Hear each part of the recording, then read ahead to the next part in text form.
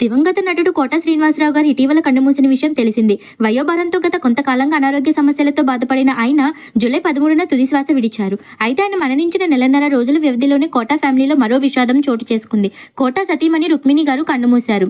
కోట రుక్మిణి సోమవారం తెల్లవారుజామున హైదరాబాద్లో తన నివాసంలో కన్నుమూశారు. ఆమె కొంతకాలంగా అనారోగ్య కారణాలతో ఇబ్బంది పడుతున్నారు. ఇవాళ పరిస్థితి విషమించడంతో తుది శ్వాస విడిచారు. కొద్దిసేపటి క్రితమే రుక్మిణి అంత్యక్రియలు కూడా పూర్తయినట్లు వార్తలు వస్తున్నాయి. కోట శ్రీనివాసరావు మరణించిన కొన్ని రోజులకే భార్య కూడా మృతి చెందడంతో ఫ్యామిలీలో విషాద ఛాయలు అలుముకున్నాయి. కోట శ్రీనివాసరావు రుక్మిణి దంపతులకు 3 పిల్లలు. కోట కొడుకు ఆంజనేయ ప్రసాద్ 2010లో హైదరాబాద్లో జరిగిన రోడ్డు ప్రమాదంలో మరణించారు.